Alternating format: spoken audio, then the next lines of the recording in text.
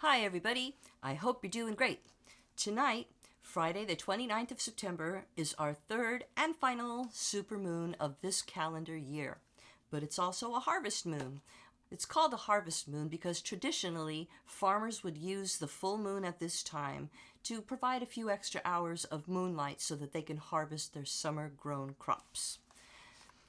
I also want to talk to you a little bit today about what's called an energetic tug of war that some of you may be experiencing. And then the last thing that I want to go over that I got guidance to share with you is about your upward spiral of spiritual growth. But stay tuned till the end because I'm going to be answering a question that was asked of me after my last video. So I want to talk a little bit about the full moon and the symbolism behind the full moon. There's been a lot of resurgence in the last few years and interest about the cycles of the moon, and that's so appropriate because as we're starting on our spiritual path or beginning to learn about astrology, cosmology, astronomy, the phases of the moon are important. I like paying attention to them because it helps me remember what I was thinking and doing last month and where I want to go in the future. So it's just a good way for me to have benchmarks of my progress and where I want to go next. Now, the moon represents the physical and emotional aspects to ourself. That's why sometimes there's heightened emotions at the time of a full moon. Ask cops or teachers, they'll tell you there's a difference in crime and their students' behavior when there's a full moon. But something else that the full moon represents is when it's a new moon, that is a time where your unconscious mind is formulating ideas, things you're going to do, ways you want to grow, problems that you're trying to solve. And throughout the phases of the moon, by the time we get to the full moon, those ideas from your unconscious mind have been gestating, and answers or revelations may come forth at this time, which heightens the emotional aspect of the full moon. And I think it's good to learn a little bit about the full moon because it helps us understand why we perceive it or feel about it the way we do. For some people, it's a very powerful source. For other people, they don't notice it at all. The next thing that I wanted to talk to you about is called an energetic tug of war. And I think a lot of people are experiencing this right now. What an energetic tug of war means is when you have different opposing ideas or things that you're working on, for example, like this. Perhaps you have a plan for what you're going to do to handle a specific situation or a person.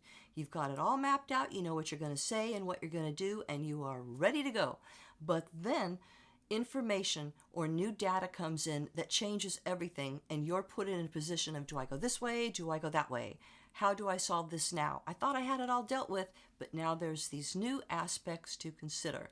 And that's normal right now because we're at a time where there's so much information. It's like a non-stop barrage of local and global events that are keeping us occupied and can be frustrating or challenging or emotional. And so an energetic tug of war refers to that. It refers to that constant, what am I going to do? How am I going to solve this? I thought I knew what was happening, but now it's different. But it's a good thing the way I see it, because if there's a certain topic or situation that's coming up and you're wrestling with what to do or how to handle it, that means it's an issue or a person, a situation that needs to be dealt with. It's coming up for a reason because it's the appropriate time for you to deal with this thing. Either release it or be open to new ways of handling it. And that's part of what I've been talking about regarding the shift, the changes that we are now in that are going to continue to be dramatic for the next several years. What I mean by that is so many people are coming upon new ways of thinking. They're opening up their consciousness. And that's really important because we're going to have to develop new strategies and ways of thinking, but they always come from a place of love. We need to do this in order to move forward and build things back in a positive, Christ consciousness way. The last thing that I got guidance to share with you today is about your upward spiral of spiritual growth. So there's a lot of different ways to measure growth over time. I like the analogy of an upward spiral of spiritual growth.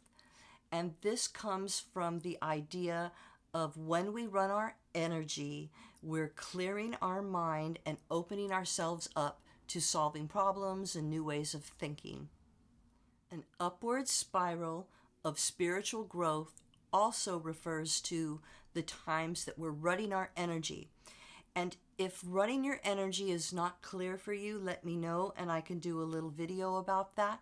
But it's a really good thing to work with a teacher or a spiritualist or a psychic to take you from where you are to moving forward.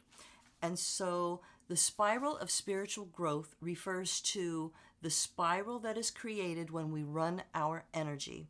We're always taking in energy from the earth that comes up through our feet chakra and moves up our body. At the same time, we're taking in cosmic energy.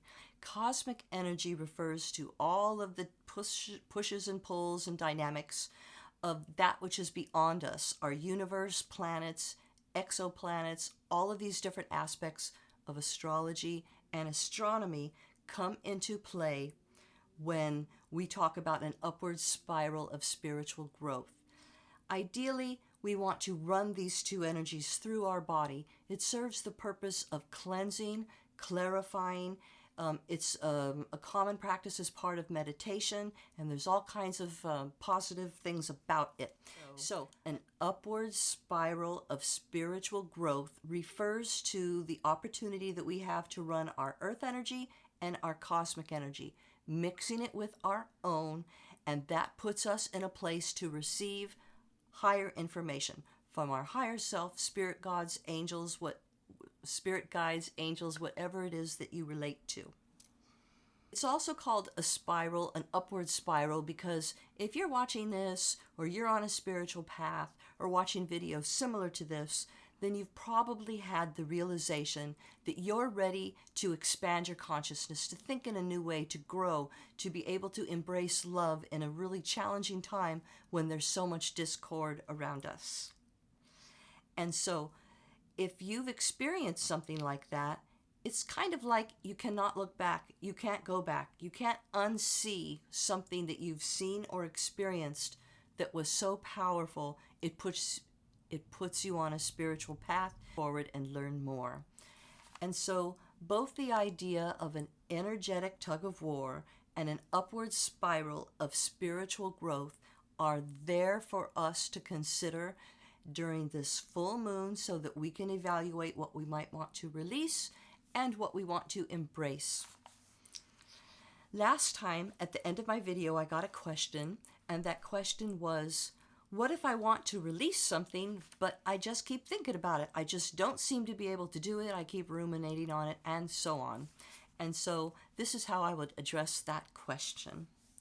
If there's something that's coming up where you're stuck and you cannot let it go, or you keep thinking about it and dwelling on it, then that's showing itself for a reason.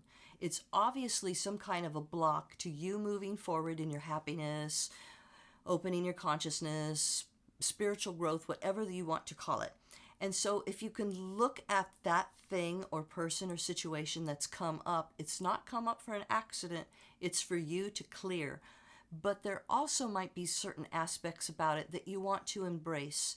For example, perhaps there's a person or a situation that you relate to that's always been part of you, but you know that it's something that you need to let go of, but you're having a hard time because there were aspects of that that were positive and loving.